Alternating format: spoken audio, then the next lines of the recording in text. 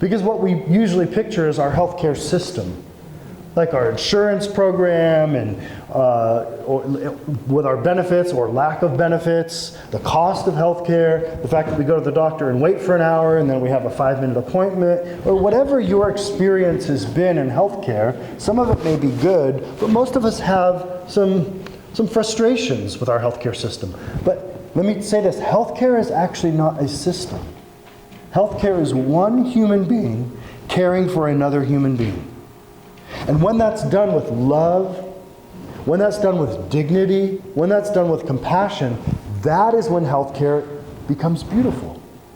And that's when healthcare can become a bridge for the gospel. And we say that healthcare is a bridge for the gospel to closed nations, places you can't go unless you have a really good reason for being there, closed cultures, places you can go, but they are just culturally resistant to the gospel, and then closed hearts.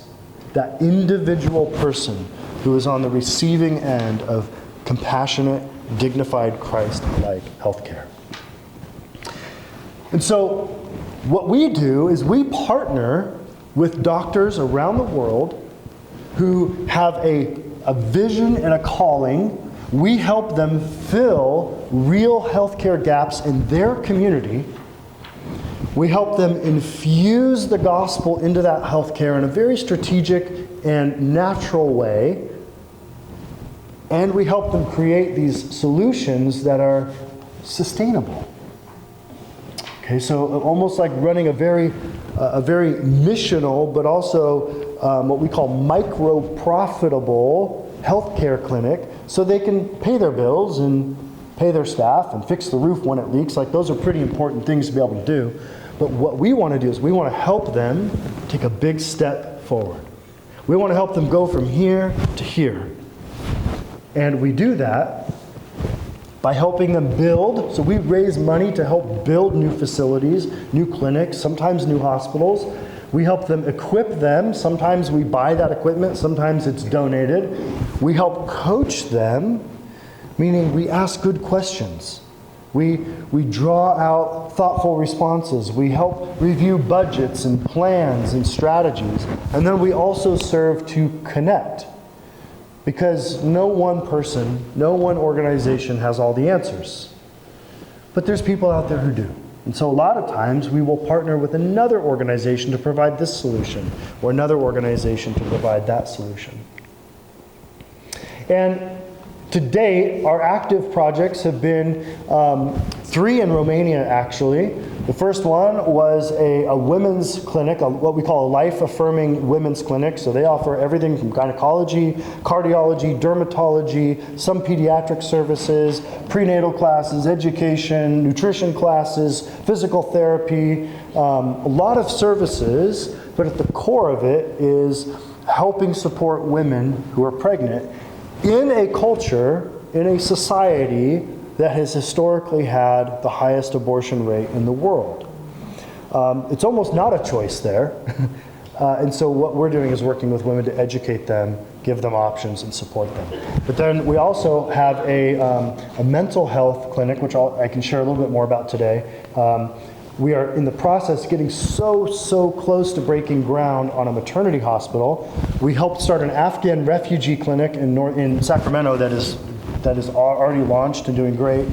We helped start a pediatric clinic in Egypt. We've done mobile medicine in India, and then refugee healthcare in Ukraine for about the first year and a half of the war, when refugees were crossing the border on a regular basis. I'll just share briefly about some of these. So this is the project we're about to break ground on. This will be the first and only women's facility in the entire nation of Romania that is not performing abortions. It'll be the only, basically, baby delivery only facility. We already own all the land. We're getting close to finalizing all the architectural drawings, and we hope to break ground possibly, maybe later this year, depending on weather, or early next year. This is our biggest, most ambitious project ever. This is not for the faint of heart. This is risky. This is challenging. This is big. And a lot of our energy is going to go towards this project in the next 2 to 3 years. This is our mental health facility for orphans.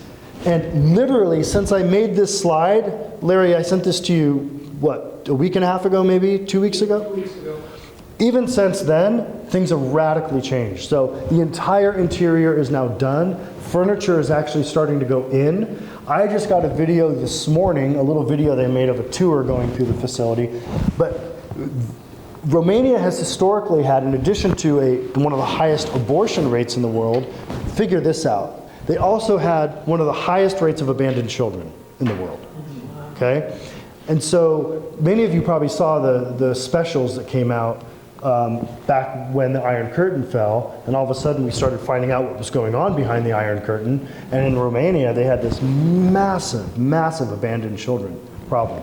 Now the numbers have come down, but there's still a lot of abuse and neglect that happens within the state orphan system.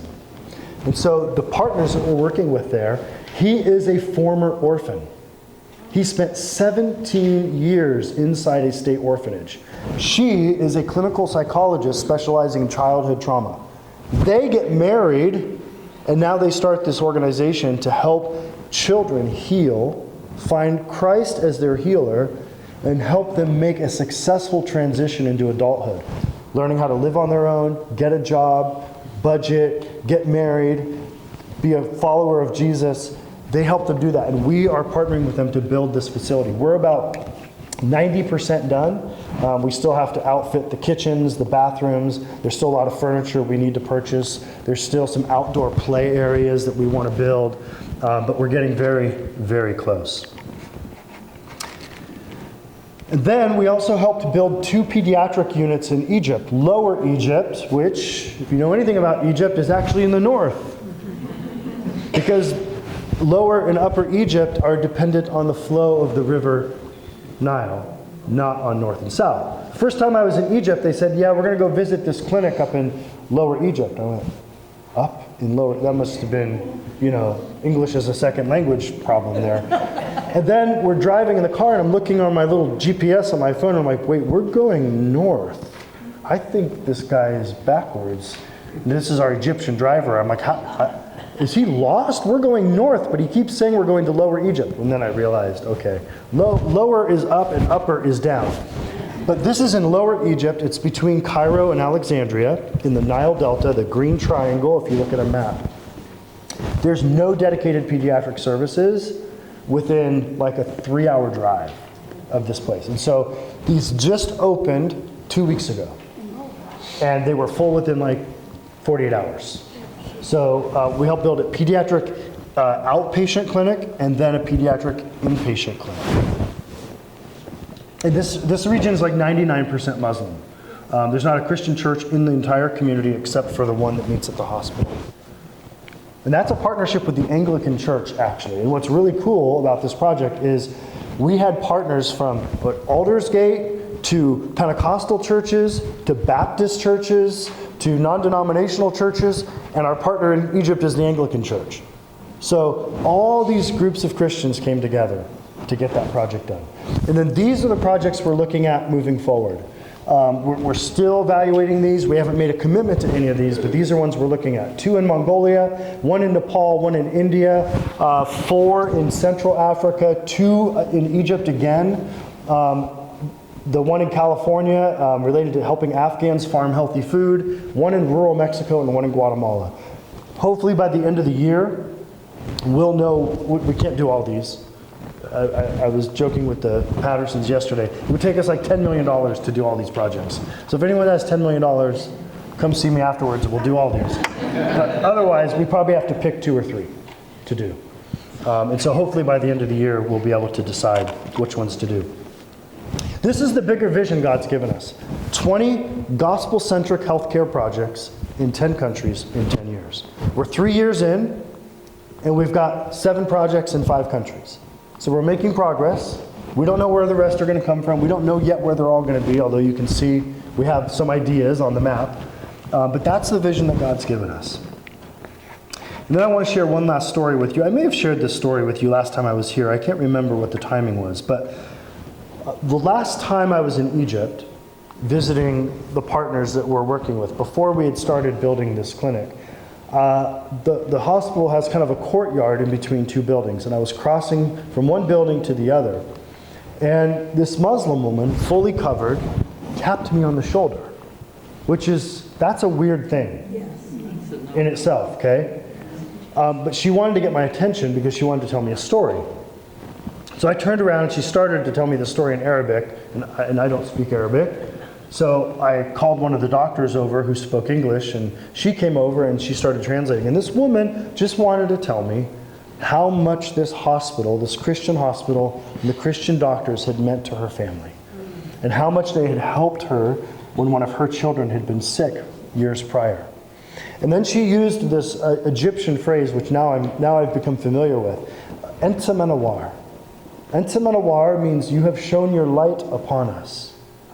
And she said it that day, and the doctor translated it for her. She goes, oh, this is a very special thing that we say in Egypt, and you have shown your light upon me. It's reserved for when someone has done a tremendous act of kindness or a tremendous act of hospitality. You have shown your light. And I went, oh, that's really cool. And then that night I was laying in my bed. We slept at the hospital. I was in my bed, and all of a sudden I remembered Matthew chapter 5, verse 16, where Jesus says, let your light so shine before men that they will see your good deeds. And I realized that this woman, although she has no idea yet who Jesus was or who said this, she was declaring the very thing that Jesus foretold in a sense. And she said, you have shown your light upon us through the service and work that you have done. And so that is our mission, to connect the beauty of healthcare to the hope of the gospel. And I brought with me today some of what we call our project packets. And so I've got 4 of them with me. This is the one about our mental health project in Romania. But I've got one on this one. I've got 3, sorry. One on this project, one on the maternity hospital that we're getting close to starting on, and then one about the pediatric clinics that we just finished. And then we published a children's book this year to help children understand how healthcare can be used for the gospel. And so we have a handful of copies back there. If you want to take one for a grandchild, please feel free. If I don't have enough, on our website, you can go to our website, healthbridgeglobal.org, and we have a little kids button on there. You can click on the kids button, and there's a form you can fill out. You just give us your address, and we'll mail you one for free. So if you don't get one today, you can request one on our website. But feel free, any of these are there for the taking. Just go grab one, take it home with you. Take multiples if you want. I have more of some of them in my little bag if we run out. So, well, let me pray a blessing over you before we shift gears, I think, to communion. Lord, I thank you for this church. I thank you for Aldersgate. I thank you for the people, and for the generosity that they've displayed towards what we do and towards so many others. Their heart for missions, their desire to continue to give and to be generous and to support your work around the world. We are beneficiaries of that. The people that we're serving and the projects that we are building are beneficiaries of that. And I pray that you would remind them and encourage them that they have a share, they are partakers in that fruit. And you know that, God, but I pray that they would know that. And that they would see the impact that they are having through their partnership. And I pray a blessing over them today. And thank you, Lord, for our time together. Amen.